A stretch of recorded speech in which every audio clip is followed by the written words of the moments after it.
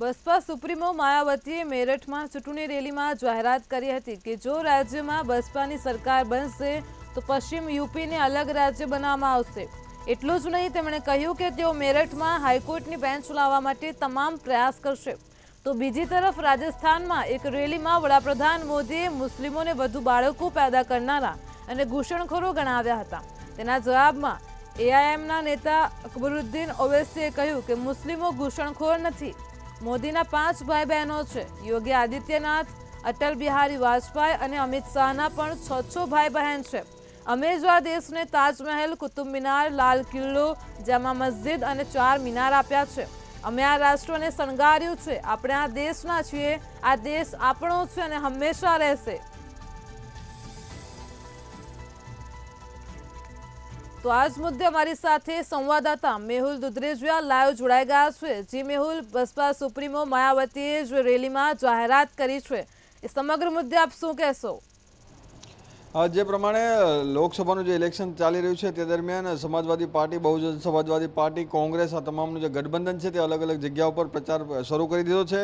Bahujan Samajwadi party દ્વારા પણ જે તેમના અધ્યક્ષ છે માયાવતી, તેના દ્વારા પણ એક વિશાળ રેલીની જે જાહેરાત છે તે કરવામાં આવી। આ સાથે પશ્ચિમ ઉત્તર પ્રદેશને જે અલગ છે તે અલગ રાજ્ય બનાવવાની પણ તેમાં જે માંગ કરવામાં આવી છે। સાથે સાથે સૌથી મહત્વની વાત એ છે કે આ વિસ્તારની અંદર મુસ્લિમ જે સમાજ વધારે રહેતો હોવાથી આ જે માંગ છે તે પણ કરવામાં આવી છે। સાથે જ મહત્વપૂર્ણ વાત એ છે કે વડાપ્રધાન નરેન્દ્ર મોદી દ્વારા જે એક ટિપ્પણી રાજસ્થાનની અંદર કરવામાં આવી હતી કે દેશની જે સંપત્તિ છે તેની અંદર જે વધારે છોકરા જે પેદા કરે છે તેઓને સંપત્તિ વહેંચવાની વાત છે પૂર્વ વડાપ્રધાન મનમોહન સિંહ દ્વારા કરવામાં આવી છે। એટલે કે કોંગ્રેસ જે છે એ તમારું મંગળસૂત્ર પણ વેચી નાખશે, આ પ્રમાણે ટિપ્પણી કરી હતી। તેને લઈને મુસ્લિમ સમાજ તેમજ કોંગ્રેસમાં જે રોષ જોવા મળી રહ્યો છે। એએમએમના જે અધ્યક્ષ જે છે ઓવૈસી, તેમણે કહ્યું છે કે વડાપ્રધાને જે પ્રમાણે ટિપ્પણી કરી છે તે વજીરે આલમ એટલે કે આવડા મોટા પદ ઉપર જે રહેતા લોકો છે તેમણે ના કરવી જોઈએ। તેમણે વડાપ્રધાન નરેન્દ્ર મોદીને હિટલરની સાથે સરખાવ્યા હતા। જર્મનીની અંદર જે પ્રમાણે અગાઉ પણ હિટલર જે પ્રમાણે કામગીરી કરતો હતો યહૂદીઓની વિરુદ્ધમાં, તે પ્રમાણેની કામગીરી છે તે અત્યારે દેશમાં ચાલી રહી છે।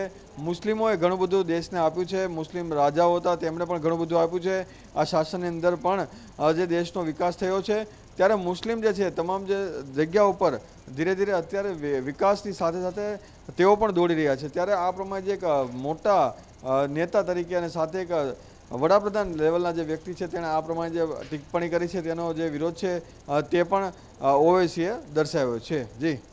જી મેહુલ, સમગ્ર માહિતી બદલ આભાર। પીએમ મોદીએ મુસ્લિમોને વધુ બાળકો પેદા કરનારા ગણાવ્યા, તો બસપા સુપ્રીમો માયાવતીએ મેરઠમાં રેલી દરમિયાન જાહેરાત કરી। પીએમ મોદીએ મુસ્લિમોને ઘૂસણખોરા પણ ગણાવ્યા। તો આપણે આ દેશના છીએ। દેશ આપણો છે, હંમેશા રહેશે।